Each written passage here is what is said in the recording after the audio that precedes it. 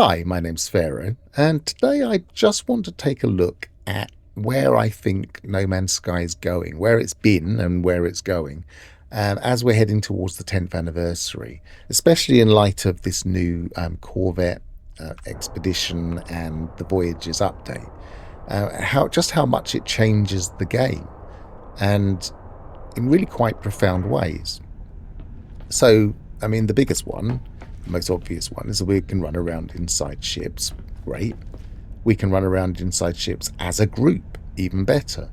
But, I mean, just think about this for a second. I could start a new save and get to this stage of the Corvette building really quite quickly if I really focus and dig into that element of the game almost immediately. I could get a Corvette in the first 5-10 hours maybe, and all of a sudden I'm playing a very different game to what I would have been before. I suddenly have loads of storage available to me.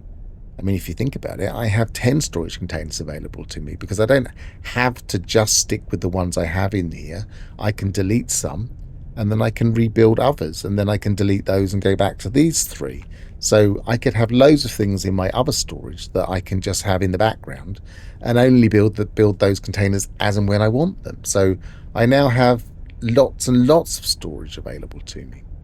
Whereas before, I mean, even in this particular save, which is straight from the expedition with a little bit of extra, it doesn't have full inventory and the starship isn't fully developed. But it doesn't need to be. I can just chuck everything that's in my inventory that's getting in the way into storage and forget about it for the time being. And, I can just chuck things I want to sell in there. And then when I arrive at a space station, I can pull them out and sell them, which is quite a novel thing, something that we wouldn't have been able to do until we had freighters in the normal game. So just storage is a major thing. And then the refiner, the fact we have a large refiner available to us potentially very early on is a big change to the game. We could, for instance, shorten considerably how long it takes to interact with the Atlas path. If you know how the Atlas path works, you have to get lots of solar metals, and we wouldn't need to get quite so many solar metals. We could just get a few and then use a large refiner to expand on those metals. There are tricks we can use that really speed up the game. And then the nutrient processor and the ability to grow plants. We can suddenly quite quickly have access to flour, to sugar, just by building the basic items, the frostwort and the echina cactus. And then we can very quickly interact with that portion of the game if that's something that we enjoy doing. Maybe filling out the requirements that Kronos has that day. That can gain some quite valuable nanites early on. It's not as big a change, but combined, all of these things are really quite big. It really does change the game fundamentally. And then the elephant in the room is the mission radar, which it does seem as if it's not working fully as expected yet, but you can see what they're trying to do. They're trying to allow players to get together in a system as opposed to going to the anomaly and run missions together from a single Corvette or a couple of Corvettes, but ideally have small groups of players running around doing things together and playing the game in a very communal and different way than they would have been able to before. So all of these things are quite a big change. But then there's also the relatively large change that is how we look at what we're flying around in. The biggest change here, as far as I'm concerned, is this ability to define who we are through our ship. So, I mean, I'm not the best Corvette builder in the world, but this is my Corvette, and I'm happy with it. It feels like mine. It feels unique. I've even written Pharaoh on the side as best I could with the resources I had, which, if you kind of squint and go back far enough, does look a bit like Pharaoh. And I've got my the badge from the expedition on it, because this was an expedition save and expedition number 19. And it feels like a unique thing for me that is an expression of my own feelings about the expedition and feelings about corvettes in general. And on different saves, I can express myself in different ways. And that is actually a quite profound thing. There's a very interesting video from Obsidian Ant where he tries to express that something quite profound has changed with the ability to build our own ships. And my reading of what he was trying to get at, the way I would express it, is that it gives us iconography. It allows us to either choose a science fiction icon that, like, for instance, we've seen many builds that are focused around things like Star Trek or Star Wars. We can express our own identity and what we love and what we think about sci-fi or fantasy in our own way with our ship, which is very much a part of the game. Until now, we could only really build combinations of things that already existed and create a ship that, well, it was a different and potentially unique ship because of the color variations we could add to it. But in general, it was very much like the other ships in the game. It wasn't our own creation. It wasn't who we are. We weren't expressing ourselves. And now we are. And that's a big thing. That's an iconic thing. That's our way of interacting with science fiction in a very different and I consider quite profound way. Which brings us to a wider discussion about what are they doing? Where are they going with this game? And why are they even doing this? It seems to change the game so fundamentally. What's going on? And one of the parts of the lore of No Man's Sky has always been how it was on release and how many were disappointed by that. And I don't want to rehash that because I see it very differently anyway, but I don't want to rehash that whole thing. But what I do find very fascinating was this interview, which was around about the time of No Man's Sky Beyond, when Sean Murray gave an interview to PlayStation Access, and it can still be seen on YouTube here. No Man's Sky Beyond, Sean Murray on his game design journey. This is an absolutely fascinating and insightful video. The thing that I find fascinating about this particular interview is Sean kind of digs into his feelings about the game, not just at release, but before release and during the early stages of play. If you've ever seen, say, the Engoodening of No Man's Sky video, that story ends at Next. And I would say, and so I believe would Hello Games, that Next was the point at which they kind of solidified the game. In fact, if you work out the timelines, Next would have been the time when they put the game there, and then they started thinking about Light No Fire. They didn't talk about Light No Fire or even talk about the fact they had a new game coming for quite a long while after that. But if you work it out the timeline wise, Next would have been, okay, we're reasonably happy with the game. This is what it is. And then Beyond, interestingly, was the culmination of their plans to just do some small updates here and there, add in a few extra features, and then they realized that it had got a bit bigger than that and they made it into a larger update, which is discussed in this video.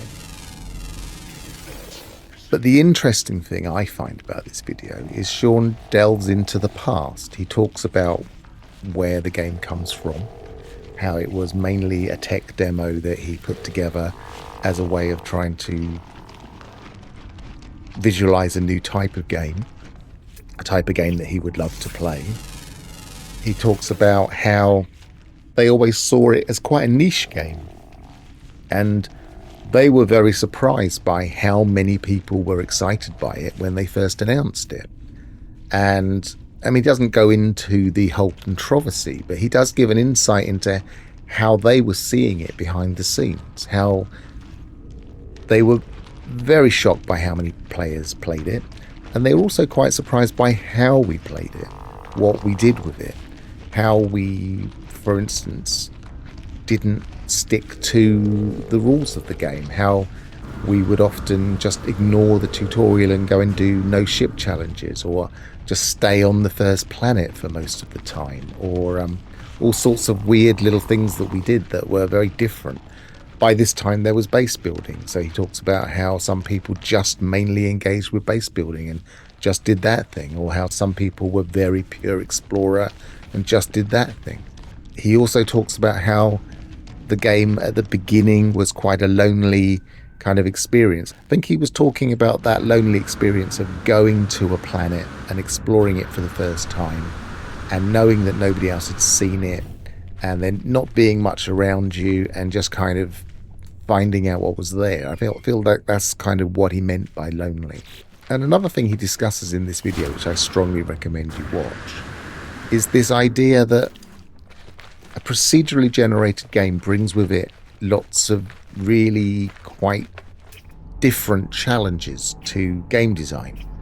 How we can't be sure where we're going to be. For instance, when we first spawn in, we don't know what the planet will be like. So they have to build the entire game around the fact that at any time when we're interacting with story or scripted stuff or whatever we're doing in the game, we could be anywhere on any planet with anything around us.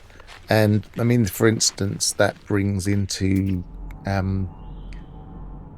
play how many people feel like the combat isn't great in No Man's Sky, because technically what they're noticing, I believe, is that there's no real strategy element in combat, and there never really can be, because there are no objectives. We don't know what's on the planet. We start a fight with the Sentinels, and it isn't like it can suddenly expand into a game where we have to get to a particular place or take out certain areas and go to certain places that might be being defended by different things. We don't have to engage a strategic mind to the puzzle. All we need to do is bring our tactical nous for how we kill things, and there's no more depth to it than that. And that's partly because of the way that the game is built. The question is, where are Hello Games going at the moment? What's their direction? And I have a feeling that they're heading towards the 10th anniversary, and they're trying to structure the game so that the 10th anniversary becomes something meaningful to us. And what that is open to interpretation. But if you look back at the last couple of years, what they've done is they've rebuilt the game almost from scratch. When I think of No Man's Sky, I think of primarily two things. I think it's an exploration game where we explore planets, and it's a game about traveling between planets in our ship. And the last couple of years has seen a change to both of those things. Currently, I'm standing on a purple system planet, and this planet is very different to any other planet that existed before this update. The thing that's different about this particular location is that it's actually in the middle of a very large lake surrounded by mountains. And although this is technically a planet with water, there's very little water on this planet. It took me a while to find this lake. Then when I found this lake, I realised how huge it was compared to the kind of lake we would have had before. And I actually found a crashed freighter in it, which I actually have difficulty finding. I quickly tried to find it for the purposes of this video, and I couldn't find it. I know it's in here somewhere, but it's so big that you can lose a crashed freighter in it. The way that the mountains are generated is very different. I mean, it won't look that different flying over it. But I could spend, and I did spend time just climbing up from the sea level all the way up these mountains, and I just kept getting higher and higher, and it was rugged. The caves were very, very rugged, and then I just kept getting higher and higher. The terrain wasn't smooth and getting higher. It was like very, very mountainous. It felt very different to any mountainous terrain I'd ever been in before. And that's because they totally rewrote the way that purple systems generate. Then this was a water planet. And as we know, water planets were very, very different. Again, they have very, very small amounts of land on them. They've got very, very deep seas. And the water itself can create huge waves and all sorts of other different and interesting things.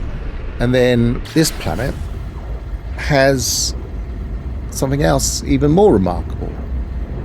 I mean, at first glance, this is just a very flat planet with some floating islands. A frozen planet, floating islands, interesting. If we turn around, there's just this huge mountain range, but not all over the place. It's not like there's lots of mountains all over the place like there would have been in the previous terrain generation system. These are incredibly high mountains, just below the cloud cover. And from these mountains, we can look down on all of those floating islands, which are just tiny things, specks down below. Down there somewhere, there's a crashed freighter. And as you can see, there's some floating islands. And if I avoid those, we fall for a very long time.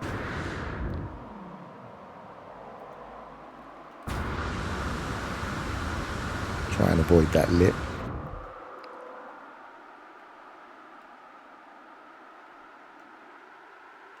Now this is the kind of terrain we would never have had before. So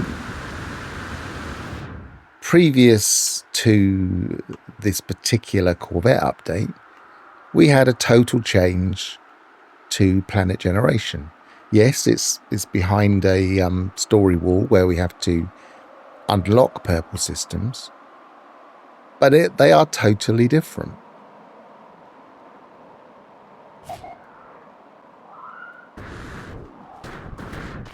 So my point is,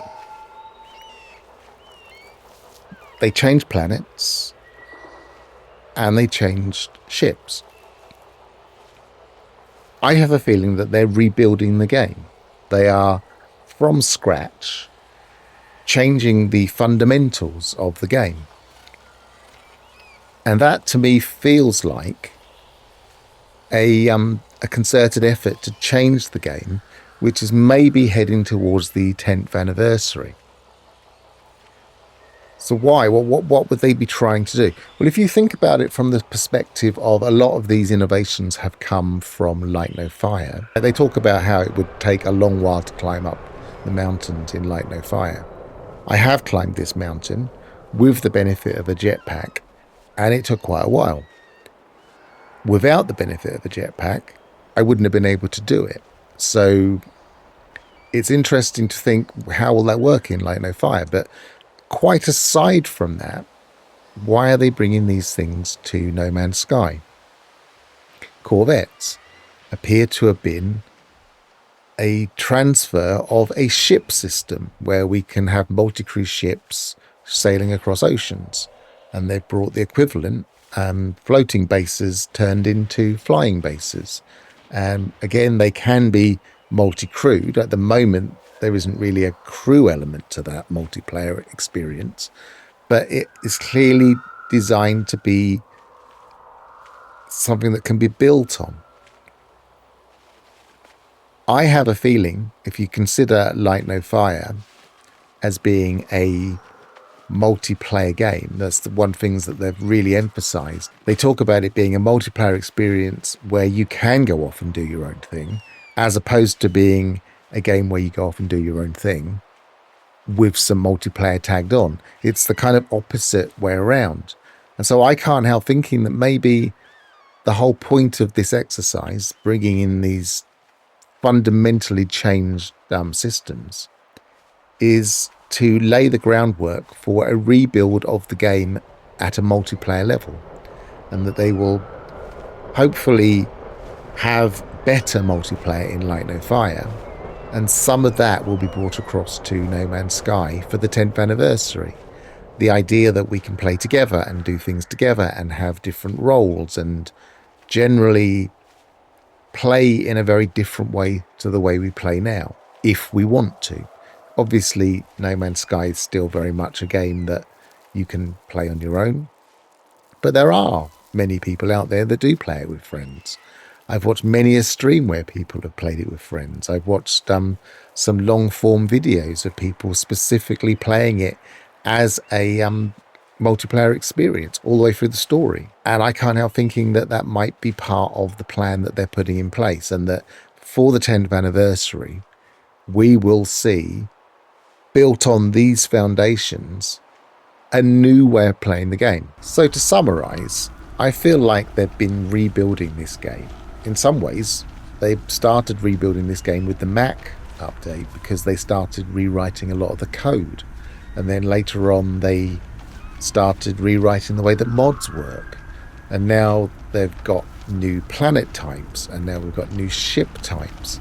The game is transforming in front of our eyes into something new, but we haven't got there yet. And I feel like they're aiming for a 10th anniversary, not necessarily a reboot, because I don't think they will do a reboot, but I think they're going to transform the game in some way. They are in the process of transforming the game, but they're building slowly up to something, I believe. They want to leave this game in a complete state, whatever that means. They want to leave it in a way that they are happy with. And that doesn't mean that they'll never continue. I have a feeling this game will continue for many years to come. I have a feeling they will continue to bring out updates for many years to come, maybe smaller. But I feel like they're building towards something. And we have that insight from what Light No Fire will be. And we have that insight from what kind of things they're doing and bringing to No Man's Sky. And I'll be very interested to see where this game arrives in a year's time when we get to the 10th anniversary. So those are my thoughts on where we're going at the moment and my perspective on No Man's Sky's journey.